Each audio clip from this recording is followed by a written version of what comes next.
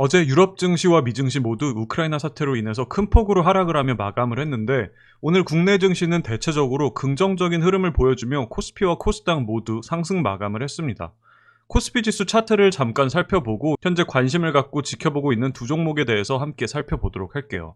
코스피 지수의 흐름을 보면 작년 7월부터 지금까지 약 8개월이 넘는 기간 동안 하락 추세를 이어오고 있는 중입니다. 이 정도 기울기에 하락 추세선을 위에 두고 이렇게 저항을 받으면서 아래에서 파동의 고점과 저점을 이렇게 낮추면서 하락 추세가 진행 중에 있고, 이 하락 추세의 하단부에서는 이 정도 부근에서 이렇게 지지를 받으면서 파동을 만들고 있는 모습입니다. 1월 달에 이어진 급락 구간을 통해서 현재는 이 추세 안에 하단부에 도달을 했으며 여기서 지지를 받으면서 추세 반전을 시도하고 있는 모양새입니다. 이번 주 들어와서 오늘까지 이 거래일 동안 반등하는 흐름을 보여주면서 이제 여기서 하락 파동을 마치고 다시 이런 식으로 상승 파동을 만들면서 이 하락 추세선으로 다시 수렴을 하는 모습이 나와줄 수 있지 않을까 기대하고 있습니다. 국제 유가와 원자재 가격이 급등이 나오면서 미 증시가 하락 마감을 했음에도 불구하고 오늘 반등세가 지속되고 있다는 것은 그만큼 현재 국내 시장의 경우 충분히 바닥권에 다다르지 않았을까 생각을 하며 최대한 긍정적인 마음가짐으로 투자를 이어가 보도록 하겠습니다. 특히 오늘은 저희 채널 주력주라고 볼 수 있는 SPC 삼립이 계속해서 강한 상승을 이어가는 모습이 나오고 있다는 점과 이를 통해서 아직은 시장에서 관심을 받지 못했지만 어느 순간에는 이렇게 시장에서 관심을 받으면서 강한 반등이 이어질 수 있는 저평가 우량주 종목들에 대해서 지속적인 관심을 갖고 투자를 이어가 보도록 하겠습니다. 이번 우크라이나 사태까지 정말 작년 중순부터 끊임없는 악재들의 연속으로 인해 좋은 종목들이 굉장히 저렴한 가격대에서 거래가 되고 있습니다. 악재가 충분히 반영되며 주가가 하락을 했고 그 과정에서 버티지 못하고 손절을 했던 투자자들의 물량이 헐값에 거래가 되면서 종목의 평균 단가가 낮아졌겠죠. 그만큼 위에서 억누르고 있던 저항 매물이 가벼워지면서 어느 순간에는 추세를 뚫고 강한 상승 반전이 나오게 되는 게 저평가 종목에 투자를 하는 기본적인 메커니즘입니다. SPC 삼립의 경우에도 이렇게 어느 순간 악재들이 겹겹이 쌓이면서 작년 6월부터 긴 하락 추세 구간이 시작을 했고 이 과정에서 이런 급락 구간들에서 공포심의 투매가 나왔을 것이며 이러한 투매 물량들을 또 다른 투자자들은 저가 매수를 해왔을 거예요. 그러다가 점차 가벼워진 저항 매물을 통해 이 하락 추세선을 이때 상승 돌파를 하면서 강한 반등세가 이어졌다고 볼 수 있습니다. 아마 이 시점에서 손절을 하신 투자자분들은 지금 너무도 크게 후회를 하고 계실 테지만 기업의 주가를 보지 않고 기업의 실체를 끝까지 믿고 버텨내셨다면 좋은 성과로 투자를 마무리할 수 있다는 사실을 다시 한번 생각하며 저평가 기업들에 대한 공부를 계속해서 해나가 보도록 하겠습니다. 멤버십 회원님들께 말씀드린 SPC 삼립의 목표가까지는 단기간에 올라갈 수도 있고 현재 이 정도 기울기의 상승 추세선에서 주가가 움직이고 있는 만큼 조금 더 이런 식으로 파동을 만들면서 갈 수도 있다는 것을 참고하시면서 투자를 계속 이어가 보도록 하겠습니다. 자, 오늘 함께 공부해볼 첫 번째 종목은 현대건설입니다. 건설업종의 종목들은 대선주자들의 주택 공급 확대와 대출 규제 완화 등 공약에 의한 수혜주로서 작년 초까지 시장에서 관심을 받으며 이렇게 강한 상승세를 이끌어내다가 작년 중순부터 원자재 가격의 급등, 그리고 최근에는 HDC 현대산업개발의 광주 아파트 붕괴까지 이어지며 건설업종 전체에 대한 투심 악화로 길고 깊은 하락 추세를 이어오고 있는 상황입니다. 여기에 우크라이나 사태 등 글로벌 악재까지 겹치면서 원자재 가격 부담, 장기화 가능성까지 대두되며 주가가 여전히 회복을 못하고 지지부진하게 흘러가고 있는 상황이죠. 하지만 다른 시선에서 주가를 바라보자면 이렇게 작년부터 9개월이나 되는 긴 기간 동안 계속해서 하락 추세를 이어오며 낮아진 주가에는 이미 이런 악재들이 모두 반영이 되었기 때문에 이렇게 가격이 저렴해졌다고 볼 수 있습니다.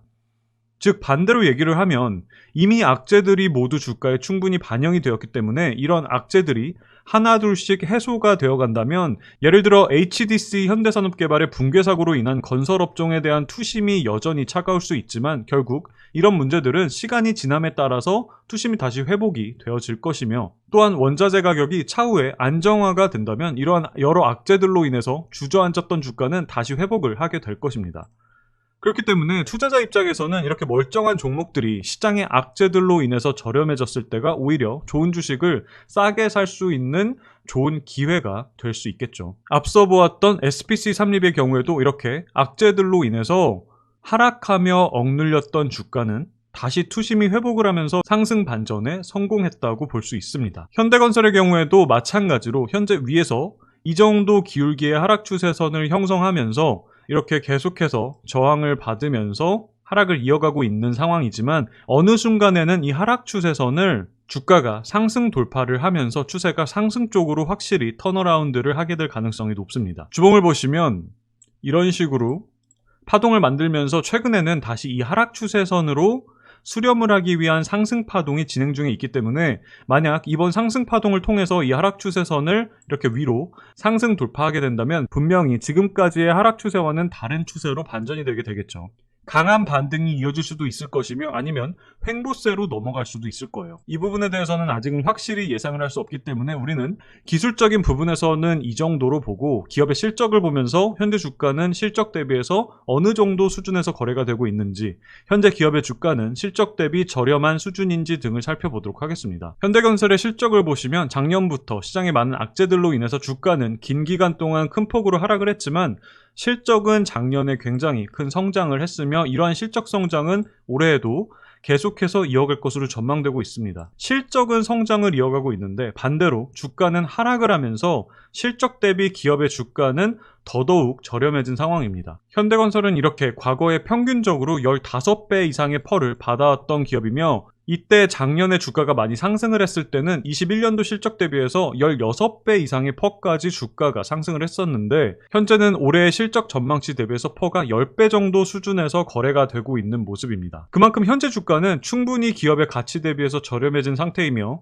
지금 겹겹이 쌓여있는 악재들로 인해서 하락한 투심이 조금씩 회복을 해나가며 주가가 상승 반전을 한다면 퍼 16배까지도 아니고 보수적으로 퍼 14배 정도까지 주가가 회복을 한다고 가정했을 때 주가는 최소 6만원 이상까지는 상승을 해줄 수 있을 테니 그러면 이는 현재 주가 대비해서 약 38% 정도의 상승 여력이 있다고 볼 수 있습니다. 그리고 만약에 올해뿐만 아니라 내년에도 계속해서 실적 성장을 이어간다고 한다면 목표 주가는 실적 성장과 함께 지속적으로 올라갈 수 있을 거예요. 그만큼 현재 주가는 충분히 저평가 국면에서 거래가 되고 있다고 볼 수 있으며 이렇게 실적은 성장하고 있는데 기업의 주가는 반대로 하락을 하고 있는 기업들에 대해서 꾸준히 저가 매수를 이어간다면 차후에 기업의 주가가 실적에 다시 수렴을 해 나갈 때에는 큰 성과로 돌아오게 될 것입니다. 자, 현대건설의 재무 안정성도 보시면 부채 비율은 100% 정도로 적당한 수준에 유보율은 1000%나 될 정도로 기업의 존속 가능성이나 재무 안정성에 대해서는 전혀 걱정할 필요가 없는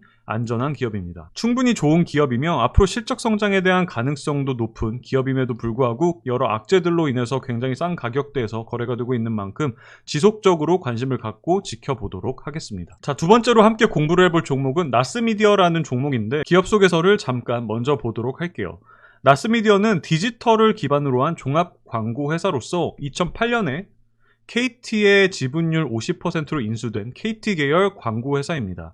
AI, 빅데이터를 통한 연구 분석을 통해 온라인 모바일 광고 그리고 디지털 5개 광고까지 진행을 하며 사업 영역을 빠르게 확장해 가고 있는 기업입니다. 이렇게 다양한 분야의 클라이언트를 확보하고 있으며 특히 올해부터 본격적으로 시행될 신사업인 어드레서블 TV 광고의 매출 확대 가능성에 대해서 투자 관점에서 관심을 갖고 있는 상황입니다. 어드레서블 TV는 VOD, 넷플릭스, 유튜브 등의 시청이 가능한 인터넷과 연결된 TV를 가리키며 이렇게 TV가 인터넷과 연결됨으로써 유튜브에서 사용자의 관심사에 맞춰서 맞춤형으로 광고를 보여주듯이 이제는 TV 또한 셋톱박스에 저장된 사용자의 데이터를 수집하고 분석하여 가구별 특성에 맞게끔 맞춤형 광고를 송출하는 것이 어드레서블 TV 광고입니다. 이러한 어드레서블 TV 광고는 광고주가 사용자를 특정해서 광고를 노출시킬 수 있는 만큼 효율성이 굉장히 크기 때문에 이 새로운 시장은 빠르게 성장을 해 나갈 것이라고 생각을 합니다. 그리고 이에 대해서 온라인과 디지털 광고 그리고 AI와 빅데이터에 이미 뛰어난 기술력을 확보하고 있는 나스미디어의 경우 가장 큰 수혜를 입을 수 있을 것으로 생각되기 때문에 투자 관점에서 함께 살펴보도록 하겠습니다. 차트를 먼저 보도록 할게요. 나스미디어는 앞서 살펴보았던 현대건설과 마찬가지로 작년 6월부터 시장이 하락장으로 진입을 하면서 함께 하락 추세를 진행해 왔습니다. 이따가 살펴보겠지만 나스미디어의 경우 코로나 상황에서도 지속적으로 실적 성장을 이어오고 있는 기업임에도 불구하고 시장의 하락장 속에서 함께 투심이 악화되며 하락 추세를 이어왔습니다. 원자재 가격 상승, 금리 인상 이슈의 전쟁 이슈까지 이러한 시장 전체의 투심을 악화시킬 수 있는 글로벌 악재들은 전체적인 투자자들의 수와 투자 심리를 위축시키기 때문에 실적이 좋음에도 불구하고 주가가 하락을 하는 경우가 많이 발생을 하게 됩니다. 그렇기 때문에 이를 반대로 생각해 본다면 이는 오히려 좋은 종목들을 상대적으로 싸게 저렴한 가격에 살 수 있는 좋은 투자 기회가 발생을 하게 되겠죠. 저는 나스미디어의 경우에도 비슷한 상황이라고 판단을 하며 앞서 살펴보았던 어드레서블 TV 광고 시장의 성장성을 제외하더라도 현재 이 기업의 주가는 충분히 과소평가가 되어 있으며 시장을 억누르고 있는 악재들이 하나둘씩 해소가 되고 특히 리오프닝이 본격적으로 시작을 하게 된다면 기업들 또한 폭발적인 소비 심리를 잡기 위해서 광고 집행 비용을 늘리게 될 것이라 생각하기 때문에 광고 업종의 종목들 또한 좋은 주가 상승의 기회가 이어질 수 있을 것이라고 보고 있습니다. 나스미디어는 현재 이 정도 기울기의 하락 추세 선을 위에 두고 하락 추세가 진행 중에 있으며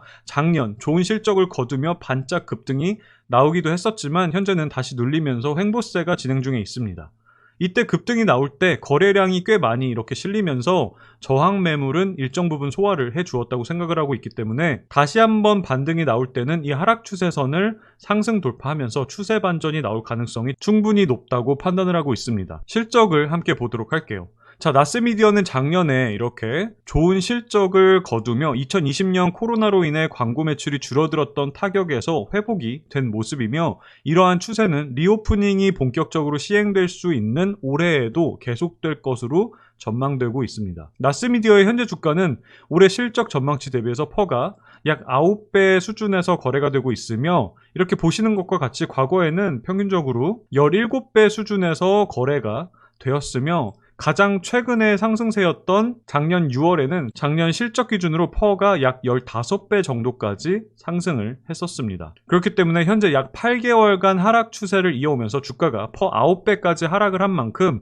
현재 주가는 충분히 저렴한 가격대에서 거래가 되고 있다고 판단을 해볼 수 있겠죠. 퍼 15배까지도 아니고 아주 보수적으로 퍼 13배 정도까지만 상승을 한다고 가정을 해도 목표 주가는 4만원까지 생각을 해볼 수 있으며 이는 현재 주가 대비해서 약 43%의 주가 상승 여력이 있는 것이니 충분히 투자 관점으로 접근을 해볼 만한 종목이라고 판단됩니다. 재무 안정성 면에서도 부채 비율은 100% 정도로 적당하고 유보율은 3,700%가 넘을 정도로 높기 때문에 기업의 존속 가능성이나 재무 안정성 면에서도 전혀 걱정할 필요가 없는 기업입니다. 즉 나스미디어는 실적이 지속적으로 성장하고 있는 기업이며 어드레서블 TV 광고 등의 신사업을 통한 성장성 그리고 안정적인 재무구조 하에 있는 기업임에도 불구하고 현재 주가는 시장의 하락장 속에서 굉장히 저렴해진 상태로서 오히려 이렇게 주가가 망가졌을 때가 좋은 투자 기회가 될 수 있으니 관심을 갖고 한번 공부해 보셔도 좋을 것 같습니다. 자, 이렇게 해서 오늘은 현대건설과 나스미디어 이렇게 두 종목에 대해서 함께 공부를 해보았습니다.